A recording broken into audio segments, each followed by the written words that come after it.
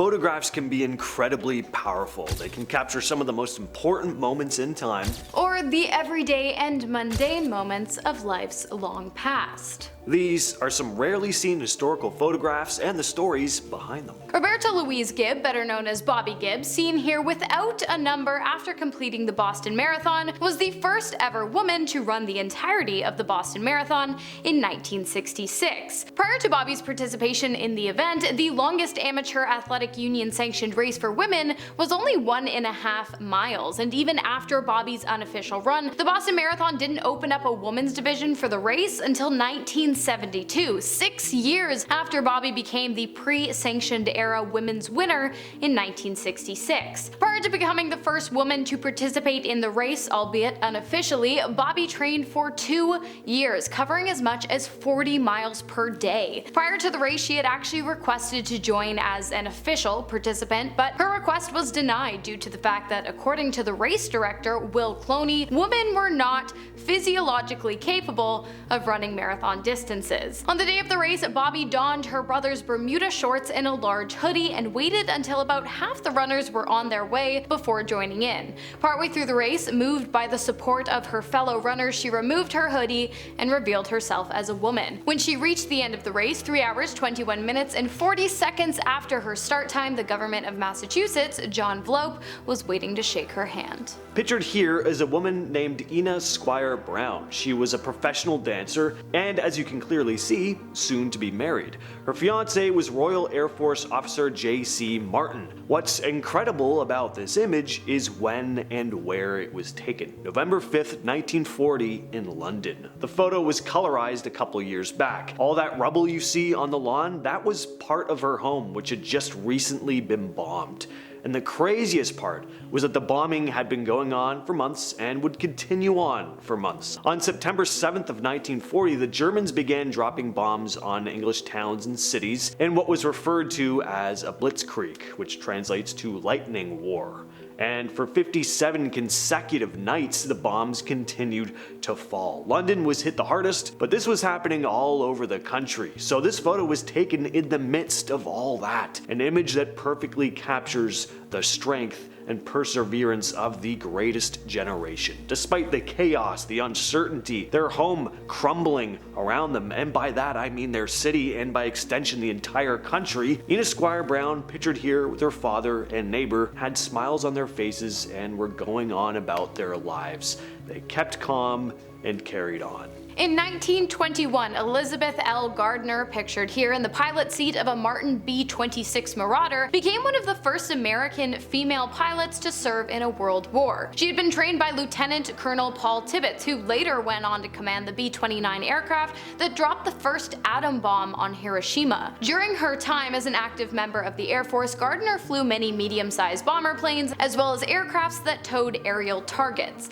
In 1939, the WASP organization was formed, WASP being an abbreviation for Women Air Force Service Pilots, after a woman named Jackie Cochran wrote to the First Lady, Eleanor Roosevelt, suggesting the idea of using female pilots in non-combat missions. Gardner joined the organization, which eventually disbanded in 1944. In 2009, after Gardner's many years of service, she and the remaining living members of the WASP organization were recognized with the Congressional Gold Medal for their service, one of the oldest and highest civilian awards given out in the United States. This photograph was also snapped in the midst of the London Blitz of 1940, a milkman walking through mounds of rubble to carry out his deliveries. War or not, people still needed their milk. This one was taken by a photographer named Fred Morley on October 9th, just a month after the attacks began. Now, although this photo was genuinely taken at the time, right after a bombing the previous night, it is somewhat staged. See, the Ministry of War wanted to keep everyone's morale high, which was not an easy task given that the Germans were destroying people's homes on a nightly basis, so photographs of the destruction were often censored or just kept out of newspapers altogether. Photographer Fred Morley was frustrated by this. Not only did he feel the need to document what was going on, but he felt that people deserved to see what was truly happening as well. So he compromised. Morley grabbed his assistant, dressed him up as a milkman, and had some firemen who were working on bridges nearby pose in the background and then snapped this now iconic photo. It showed the destruction left in the wake of the previous night's attack, while also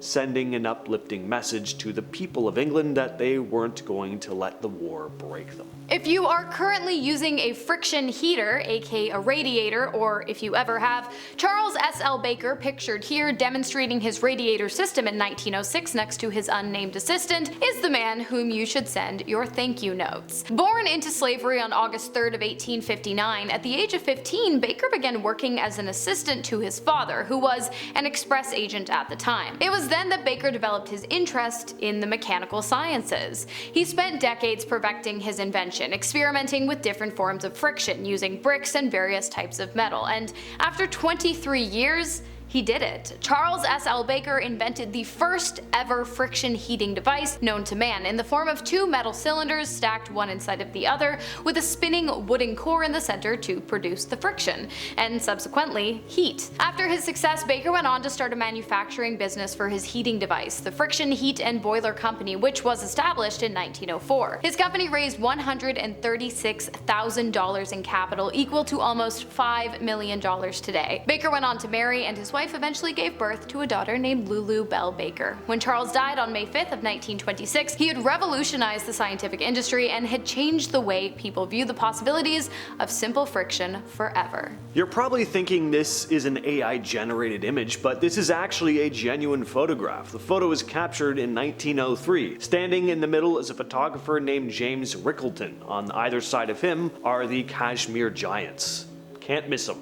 James Rickleton was a photographer and world traveler in the late 19th and early 20th centuries. He set out to explore different cultures and capture their lives through his camera. One of his most fascinating adventures took him to Kashmir, a region in the northern part of the Indian subcontinent. There he met these two men, dubbed the Kashmir Giants. The guy on the left stood at 7'9", the one on the right 7'4". Kind of crazy that a 7'4" guy is being dwarfed by an even larger man. That's just nuts. Here's a photo of a man with a firm grasp on the importance of space travel, watching the 1968 Apollo 8 space launch with his wife. That rocket's going up. The Apollo rocket, that is. The first ever spacecraft to leave Earth's gravitational sphere, and the first manned mission to reach the moon. Although the crew, made up of 3 astronauts, Frank Borman, James Lovell, and William Anders, didn't actually step foot on the moon, their spacecraft orbited the lunar body 10 times before returning safely back to Earth. The astronauts aboard Apollo 8 were the first to photograph the far side of the moon, pictured here,